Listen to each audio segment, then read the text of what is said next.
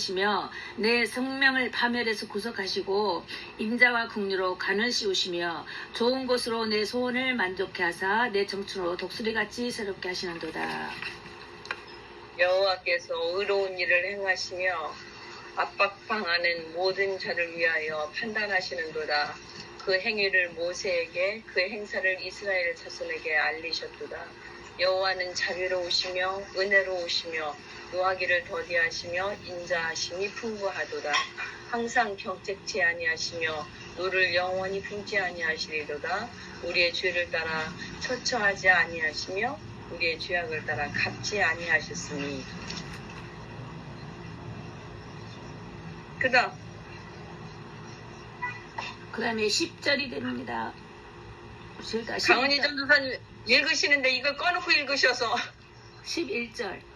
죄송합니다. 예, 11절입니다. 네. 이는 하늘이 땅에서 높음같이 그를 경외하는 자에게 그 인자하심이 크심이로다.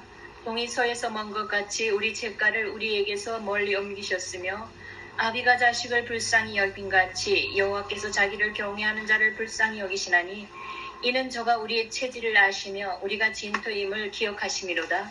인생은 그날이 풀과 같으며 그 영화가 들의 꽃과 같도다. 그것은 바람이 지나면 없어지나니 그곳이 다시 알지 못하거니와 여호와의 인자하심은 자기를 경외하는 자에게 영원부터 영원까지 이르며 그의 의는 자손의 자손에게 미치리니 곧 그 언약을 지키고 그 법도를 기억하여 행하는 자에게로다. 여호와께서 그 보좌를 하늘에 세우시고 그 정권으로 만유를 통치하시도다. 능력이 있어 여호와의 말씀을 이루며 그 말씀의 소리를 듣는 너희 천사여 여호와를 송축하라. 맞아 읽을까요? 네. 여호와를 봉사하여 그 뜻을 행하는 너희 모든 천군이여 여호와를 송축하라. 여호와의 지으심을 받고 그 다스리는 모든 곳에 있는 너희여 여호와를 송축하라. 내 영혼아 여호와를 송축하라. 아멘. 아멘. 네. 네, 여기에서 주제는 내 영혼아 여호와를 송축하라가 되겠습니다. 그리고 주 목적은 대상이 누구이며 왜 송축해야 하는가에 대해서 주 목적을 삼고 내용 연구와 발표를 방법을 따라 하겠습니다.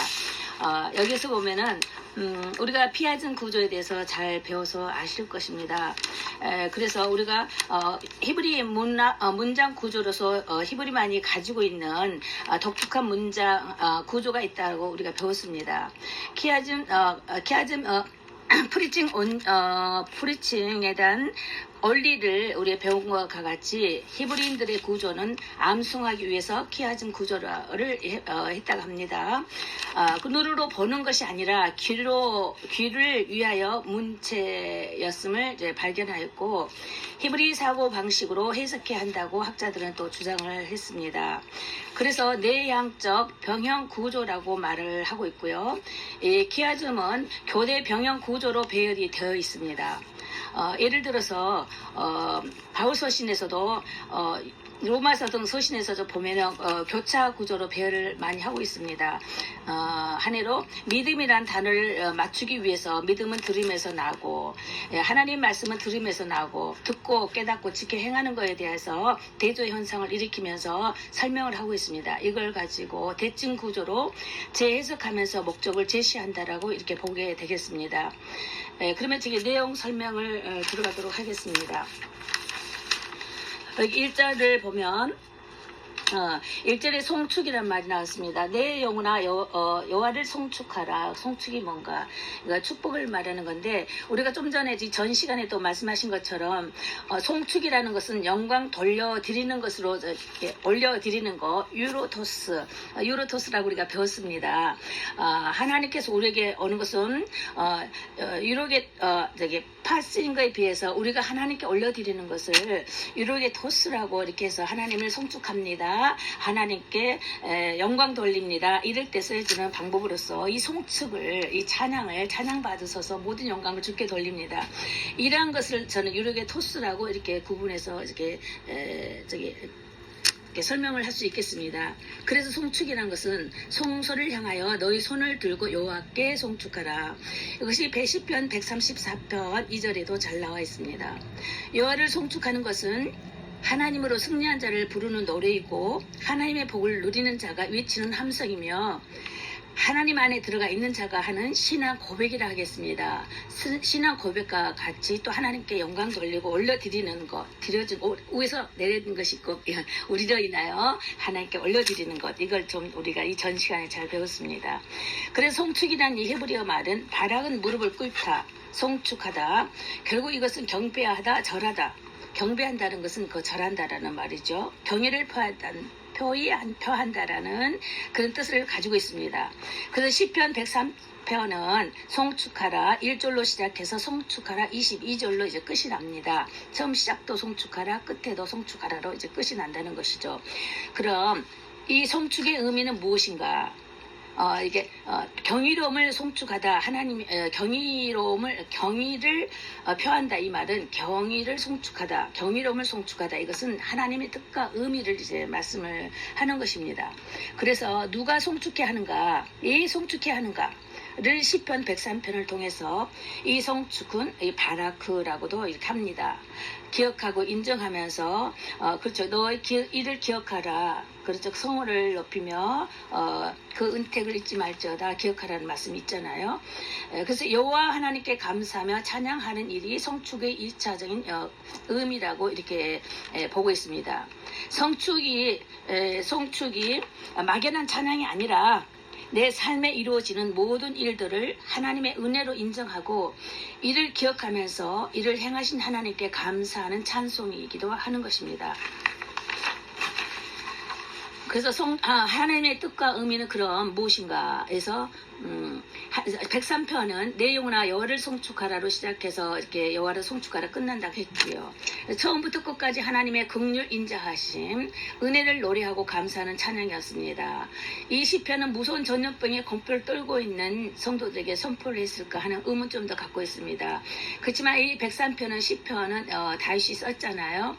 다윗이 어떤 병을 갖고 어떤 환경에서 이렇게 썼는지는 알 수 없겠지만은 깊은 탄식으로 인해서 들어지는 이렇게 찬양 시로 이렇게 보여지게 되었습니다. 그래서 2절을 보면 은택이라는 말도 가말에서 나오는 말인데 혜택, 보답이라는 말로서 하나님의 사람을 다루시는 그 다루심과 관련되어서 사용되는 말로 이렇게 의미한다라고 합니다. 그래서 이 시편 전체를 관용하고 있는 인자와 관련해태여 하나님께 완벽하게 다스린다는 이 의미인 것으로 특히 모든 은택이란 말을 천주교에서 쓰죠. 은택이란 말을 중세기 이후에 누구죠? 어거스틴인가요? 그때부터 은택이란 말이 쓰여지기 시작했는데 은총은 그렇고 가톨릭 쪽에서 많이 쓰고 그다음에 은택, 은혜 이런 것으로 이렇게 쓰여지는 것들이 그런 것이었다는 것을 말씀드리고 하나님의 축복을 말하며 구속, 회개, 회복의 관계를 의미해 준다고 이게 보겠습니다. 그렇다면 이 송호가 무엇인가? 내가 시편 7편 17절에도 이런 말씀이 나옵니다. 내가 여호와의 의를 따라 감사하며 지극히 높으신 여호와의 이름을 찬양하리로다. 길을 세우면서 찬양하리로다. 이것이 하나의 송호가 되겠습니다. 우리 마음이 저를 즐거워하며 저는 우리의 도움과 방패십니다. 그런 송호라는 게 뭐야? 하나님의 그 이름은 예수다라고 요한복음에 적혀있죠. 그래서 예수의 이름을 송호를 높입니다. 이제 하면서 이제 기록하는 것이 있습니다. 그럼 그러면 우리가 어떻게 감사를 해야 할까? 여기서 보면 내 영혼아 여호와를 송축하라. 내 속에 있는 것들아 다 그의 거룩한 이름을 송축하라고 1절이 져 있습니다. 하나님의 은혜를 기억하는 사람은 피상적이 아니고 마음과 영으로 감사해야 합니다. 그래서 우리 마음과 뜻을 다하여 하나님께 감사하며 사랑하는 그런 것이 있습니다. 그럼 왜 감사해야 할 것인가? 인간은 망각의 동물이기 때문에 모든 죄악에서 용서를 받아야 된다는 것입니다. 그러면 여기서 모든 질병을 고치셨습니다. 그리고 누가 하나님께 감사해야 될 것인가? 모든 피조물이 하나님께 찬양해야 하며 모든 천군들이 여호와를 찬양해야 하며 여호와의 지으심을 받은 자가 찬양해야 된다고 끝에 나와 있습니다. 자, 여기서 보면 우리가 아까 좀 전에 피아즘 구조에 대해서 말씀을 드렸는데요. 저는 이렇게 나누어 봤습니다. 보면 1절에서 여기서 103편을 이렇게 쭉 보니까요. 이렇게 겹이 많이 되어 있어요. 1절과 2절이 같은 구조로 되어 있고요. 같은 말씀의 내용이고요. 3, 4, 5절이 또 같은 말씀이고 6절 그리고 8, 9, 10, 11, 12가 또 같은 맥락으로 쭉 되어 있습니다. 그 다음에 또 13절은 따로 되고 14, 15, 16 같고 17, 18 같고 근데 여기에서 결론 그래서 요거에 대해서 나 나름대로 한번 해봤습니다. A라면 1절, 2절 A로 잡았을 때 내용으나 주를 송축하라 그거 있죠. 내 속에 있는 모든 것들아 여호와를 송축하라 이것이 되어 있고요. 그 다음에 A1이라면은 맨 마지막 20절에서 21, 22가 되겠습니다. 천사들아, 천군들아, 피조물들아, 사람이죠. 여호와를 송축하라. 이것을 갖다가 A1으로, A와 A1으로 1절과 2절 A, 마지막 20, 21, 22를 갖다 A1으로 이렇게 잡았고, B라 하면은 3, 4, 5절로 봤을 때에 3, 4, 5 그가 모든 죄악을 사시고 모든 병을 고치셨으며 생명을 파멸해서 그리고 5절까지 좋은 것으로 내 만족 독수리같이 새롭게 이것을 갖다가 한 묶음으로 해서 B를 잡아봤습니다. 그럼 B 다시는 어딘가 8, 9, 10, 11, 12절로 봐서 국률이 많으시고 노하기를 더디하셨다. 그리고 노를 경책지 아니하셨다. 우리 죄를 처벌하지 아니하시고 근데 왜 하늘의 땅이 높음 같이 그의 경외하는 자에게 그렇게 하신다는 거예요. 동이서에서 먼 것 같이 우리 죄가를 멀리하셨다. 이 말씀에 같은 맥락을 갖고 있다라고 봤습니다. 그러면 C를 볼 때에는 7, 13, 17, 18이 된 걸로 봤어요. 자, 7절은 뭐라고 되어 있냐면 그의 행위를 모세에게 그 행사를 이스라엘 자손에게 알리시라. 이것은 그러므로 이 쉐마를 알려라. 쉐마 알려라, 가르쳐라, 들으라. 이런 말로서 7절, 13, 17, 18로 나눴는데 그런 말씀이 있고 13절에는 자식을 국리라임 같이 하나님을 경외하는 자에 대해서 말씀을 드렸어요. 7절에서는 그 행사를 이스라엘 자손들에게 알려라 하였고 또 자식을 국리라임 같이 경외하는 자에게를 여길 수 있도록 하기 위한 것이며 17, 18절 보면 경외하는 자 영혼부터 영혼까지 의의 자손에서 자손까지 18절 하나님의 인자하심은 그 언약을 지키고 그의 법을 기억하는 것을 행하는 자는 영혼부터 영혼까지 이루고 자손들에 향하신 이런 말씀을 따라서 알려라 하는 것입니다. 그래서 하나님 말씀을 가르쳐라 하는 것이죠. 왜? 왜냐면은 오늘로서는 14, 15, 16을 봤습니다. 14, 15, 16 우리 체질을 아시기 때문에 먼지뿐인 것을 기억해야 하고 인생이 풀과 같고 영화도 들의 꽃과 같다. 바람이 지면에 없어진 것 같다. 그렇기 때문에 우리는 말씀을 알아야 된다는 것이죠. 그렇기 때문에 자손들에게 이걸 가르치라 한 것이 이제 아까 좀 전에 얘기했던 10시 되고 그 다음에 D로 마지막 부분 결론을 봤습니다. 결론은 6절과 19절을 보게 되었습니다. 봤습니다. 6절과 19절. 6절은 공의를 행하며 억압한 자를 심판하실 거라는 거예요. 어떻게 해요? 19절 보라. 하늘의 보좌에 양권으로 만유를 다스릴 때는 6절 공의를 행하시고 억압한 자를 심판하시더라 판단하시더라 이것을 갖다가 결론을 지어봤습니다. 그렇게 해서 A, B, A1, B, B1, C, C1, D로 해서 결론을 내려봤습니다. 이렇게 많이 이렇게 묶여져 있어요.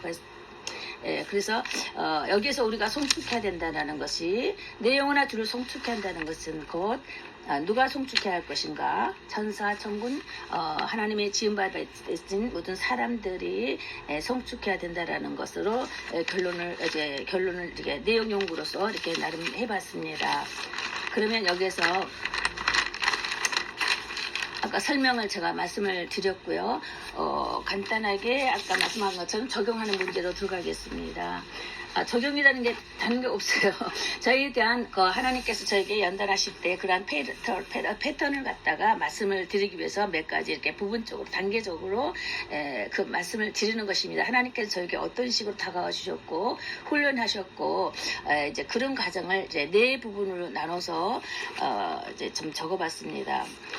제가 어렸을 때 기억으로는 아주 어렸을 때는 그 뜻을 두게 하셨고 아주 어렸을 때 5살 이전이었던 것 같아요. 왜냐하면 언니 엄마가 저를 업고 다녔기 때문에 업고 보따리 장사를 하고 다니셨고 업고 다니셨면서 요집저집 그게 기억이 지금도 나요. 다니면서 이렇게 데리고 다니면서 했던 거 그 기억 속에서 깊은 어떤 이렇게 헌신의 마음에 싹이 이렇게 심겨졌다고나 할까요?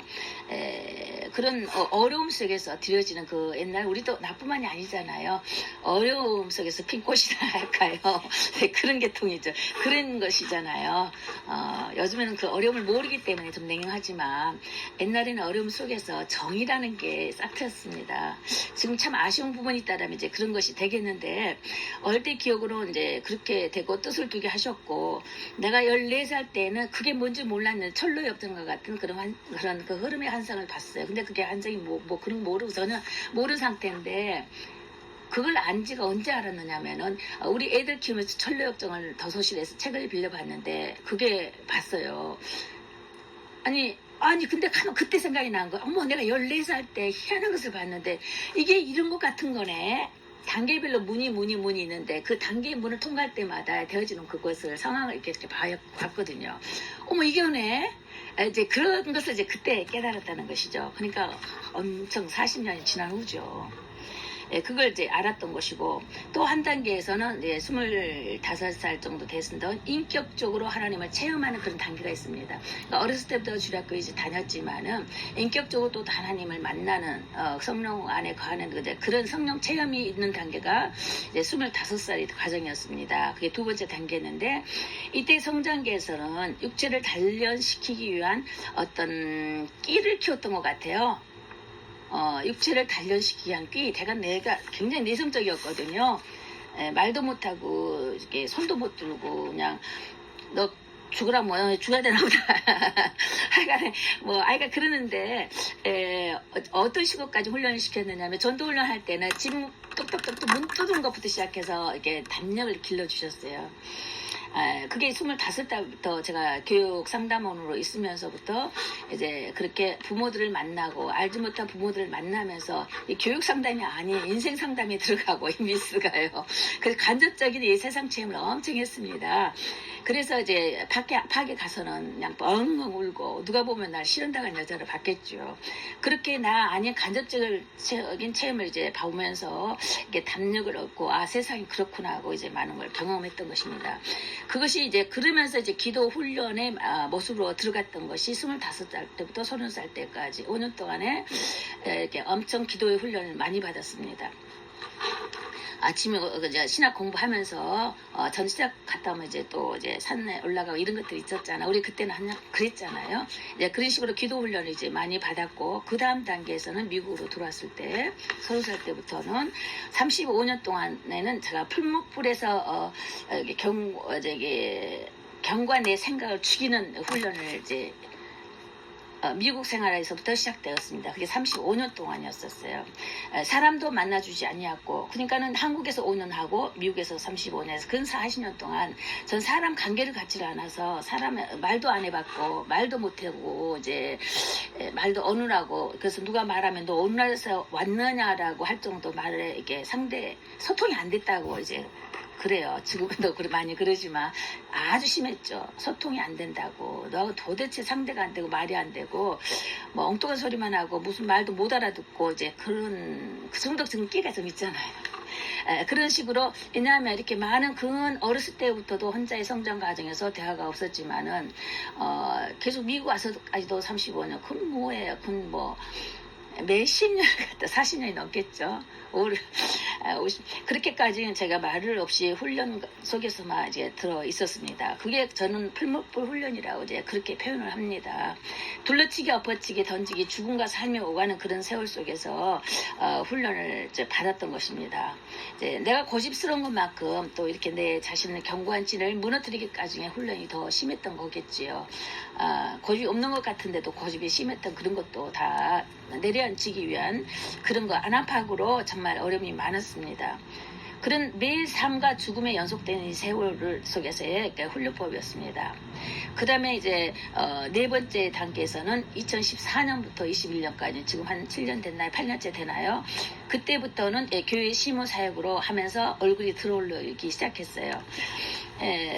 그러고서 이제 어떤 협력, 동역 사역으로 이렇게 그 8년째 이제 하고 있는 것이고요. 오늘 처음 이런 밝히는 이런 것은 단계적인 나의 삶의 이제 패턴, 신앙의 패턴이라고 보겠습니다. 그래서 풀목불 이게 훈련에서는 나를 감춘 드러내는 곳을 나를 감춰놓는 훈련이었는데 드러나면 그곳을 옮겨지게 됐어요. 많은 이 교회 가만히 조용히 있다가 하나님과의 관계 속에서 훈련하는데 들어 올라오고 많은 또 옮겨지게 되고 이러더라고요. 저는 그랬어요. 그래서 이런 것도 우리 총장님께서 잘 끄집어내시더라고요. 아주 일가견이 있으세요. 그래서 오늘 처음으로 밝히는 이런 나름대로의 신앙 간증이면서 훈련 단계를 말씀드린 것 같습니다. 그래서 이 세 단계, 이런 네 단계에서 한다면 지금 나는 어떤 걸 선택하겠는가 물으신다면 다시 실현의 쪽으로 들어가겠습니다. 풀목불로 다시 들어가겠습니다. 왜냐하면 어느 학자 설교가 그런 말 했잖아요. 내가 하루 한 달을 설교를 누가 그랬죠?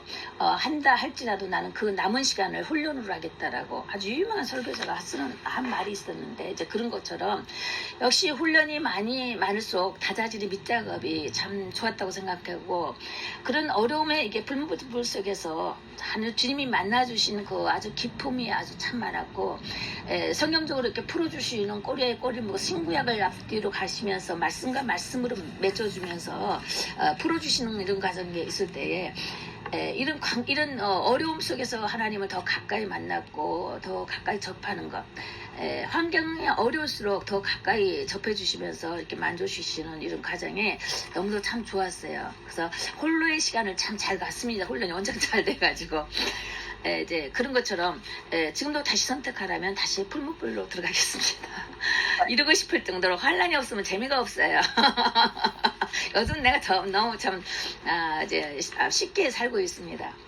그래서 환란 속에서 만나주신 주님 너무 어쨌든 참 좋아요.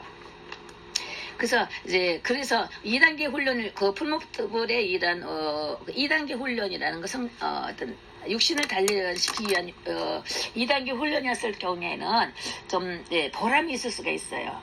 근데 하지만 3단계에서 이게 풀목불 훈련에서는 참 매력이 있습니다. 그걸 받아보셨을 거예요. 받아보셨으면 매력 있을 거예요. 이걸 안 받아보셨으면 진짜 죄송하기 힘들 거예요. 다 아마 받아보셨을 거예요. 이런 단계적 훈련을 봤을 때 저는 이것을 갖다 풀목불 훈련을 갖다 군사용어로 유격장 훈련이다 이렇게 표현합니다. 유격장도 저도 가봤거든요. 그래서 요즘도 오늘 아침에도 어느 주회종을 만나면서 이런 것을 이제 훈련받는 단계에 있는 주회종들을 통해서 저희 경험을 삼아 이렇게 증거하면서 이렇게도 나는 받았다 이렇게 하시더라라고 이제 하니까 뜨겁게 감동이 오네요 이렇게 말을 하더라고요. 그래서 이제 그런 위로하는 차원에서도 또 이렇게 힘을 돋구는 그런 일도 있습니다. 그래서 개인적인 말을 좀 하는 것이고, 그리고 이제 더 자세한 구체적인 것은 이제 개인 상담이나 또 이렇게 그냥 거의 한 적은 거의 없는데, 그런 쪽으로 해서 이제 말을 합니다. 왜냐면 이 모든 간증이나 하나님의 다스림은 각자의 성향에 따라 다르기 때문에 나의 인생살의 흐름에 대해서 간증이 이것이다라고 말을 할 수가 없어요. 내가 그런다 해서 너가 그렇게 되라는 것은 아니고 내 방법이 이렇게 응답받았다 해서 너의 방법이 그렇게 응답받는 것은 아니잖아요. 다 각자 다르기 때문에 나의 이런 패턴은 이런 식으로 이제 되어졌다라는 것이 내가 항상 주장한 것처럼 영혼 육의 그 돌아가는 흐림새라고. 그래서 내가 언제나 전에도 이런 말을 했습니다. 애굽 생활은 다 육신을 위한 환란의 시련이었다라고 이렇게 말을 한 걸 기억을 하신 분도 계실 것입니다.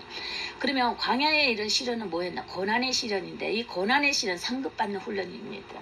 그래서 이 고난의 시련을 갖고 환란의 시련은 구분이 돼야 된다고 생각해요. 근데 많은 목사님들을 보니까 막 섞어버리더라고요. 이건 구분이 필요한다고 저는 이제 강조하는 바입니다. 그리고 또 가나안으로 갈 때에는 이 훈련이 다 끝난 사람만이 가나안으로 가는 기업을 얻는 자에 분깃을 주어지는 상급받는 일들이 주어지잖아요. 가나안으로 정복할 때는 다스리고 정복하고 투쟁한 전투잖아요. 정복하고 다스리는 단계에서 분깃을 우리가 찾아야 되는 것이죠. 하나님 나라의 기업을 이루어야 되는 그런 단계를 영적인 부분으로 이게 피하는 것이 아니고 대적한다, 이런 쪽으로 제가 표현을 하고 있습니다. 그리고 영적 싸움에 있어서 정말 성숙된 단계가 되는 거잖아요. 그래서 초보 단계를 지나서 장성한 자가 되면은 기업을 물을 자가 되어서 가나안 투쟁을 해야 된다라는 그런 쪽으로 제가 말씀을 풀어가고 있습니다. 그래서 항상 우리는 나를 통하여서 일하시는 우리 하나님께 늘 주께 감사를 드리면서 그때그때 순간순간 짧게나 길게나, 근데 저는 잠깐 쓰임을 받았어요. 순간순간. 그래서 항상 대기 중이긴 하지만 우리가 항상 쉽게 이야기해서 사람들한테 이런 말을 많이 해요. 우리 같은 평신도 사역자들이나 죄종들에게 있었을 때 군사용어를 참 잘 씁니다. 그래서 우리는 많은 사람들이 주의를 하다가 왜 나는 이렇게 주의가 안 되냐, 왜 나는 정말 뭐 잘하시는데 왜 이쪽에, 그러니까 하영조 목사님도 그런 말씀하는데 제가 참 일치점 했어요. 맞아요, 그거예요. 뭐냐면은 주의종들 목회자 세미나할 때 제가 그걸 들어봤어요. 근데 제가 알고 있는 그 분야하고 같은 그 맥락으로 말씀을 해주시더라고요. 같은 목회자라 해서 다 담임 목사하고 다 개척을 하는 것이 아니다라는 거. 그 목사도 선교적 목사, 뭐 찬양 목사, 뭐 각 분야의 목사들이 많이 있잖아요. 지도급으로 이제 가르치는 사역이 되고 목양 사역이 있고 여러 가지 있겠지만 그걸 찾으라는 거예요. 목사라 해서 다 개척만 하려고 하지 말고 목사라 해서 다 하는 것이 아니라는 거죠. 거기서 구분적인 것을 찾아내라는 거예요. 그러면 이제 그런 식으로 말씀하실 때에도 저도 이제 그런 맥락으로 이제 따라가고 있는 것입니다. 예, 됐습니까? 그렇게 짧게 해요? 우리 목사님 강의하셔야 되잖아요. 아니 괜찮아. 네, 아까 그럼 하나 여쭤볼게요. 뭐 네. 말씀하신 거 훈련하고 환란하고를 예. 애굽 생활에서 환란의 시련이라고, 환란의 고통이요. 그러니까 예수님은 환란 당했습니까? 고난을 당하셨습니다. 성경에 보면 고난이라고 해서 예수님 환란 당했다 말씀 없어요. 왜? 죄성이 없기 때문에. 이게 이 환란의 시련이라는 것은, 환란이라는 것은 육신의 그 죄값이라고 나는 생각합니다. 애굽 생활에서의 그 애굽에서의 생활은, 노예 생활은 육신의 그 환란, 죄성에 의한 육신을 죽이기 위한 육체를 주기 위한 환란의 시련이었던 것이죠. 그것은 하나님께서는 답이 없으세요. 우리 죄값으로 치러지는 부분이었던 것이고, 저에 대한 보응이라고 보겠고, 또 광야의 이 시련, 광야의 시련을 갖다가 고난의 시련이라고 성경이 많이 표현되어 있어요. 고난의 시련. 이 고난의 시련은 연단시키시는 훈련 과정이라고 보거든요. 저는 이것을 풀무불이라고 말했어요.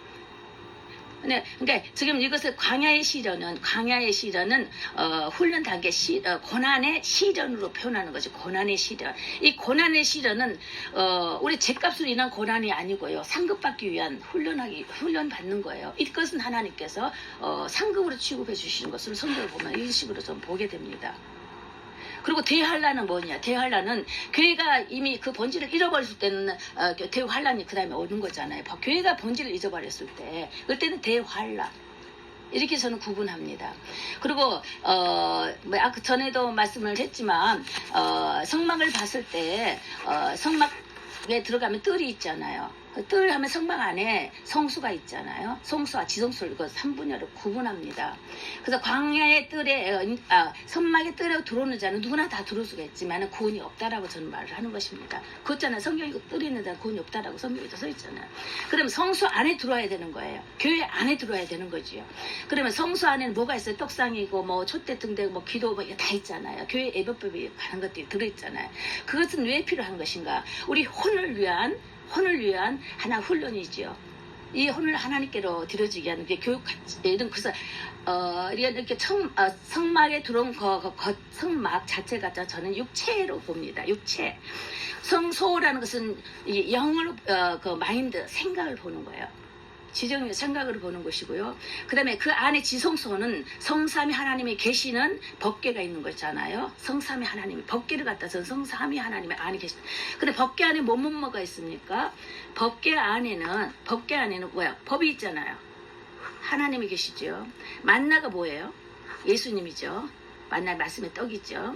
그 다음에 쌍난 지팡이를 생령, 생기, 부활, 그러니까 그 성령으로 저는 이렇게 받아들여집니다. 그래서 성부, 성자, 성령이 법궤 안에 있기 때문에 그 지성소 안에 법궤, 우리 안에 우리 몸 안에 성전이 있다. 이 성전은 영혼육에 속에 다 들어있는 가정이라는. 육신은 허물어지는 거잖아요. 근데 마인드 생각은 누구로 바뀌어져야 돼? 영으로 바뀌어지는 그 훈련법이 우리 육신에 거하여 있고 성숙된 그 영이 이게 혼적인 감각들이 바뀌어질 때, 지정이가 바뀌어질 때야 비로소 하나 영의 사람이 되므로 아버지께서 내 안에, 내가 아버지 안에 거하게 되고 함께 사역을 하는, 함께 일하는 그 부흥의 역사가 일어난다라고 이제 그런 식으로 제가 말씀을 풀고 있습니다. 네. 그러면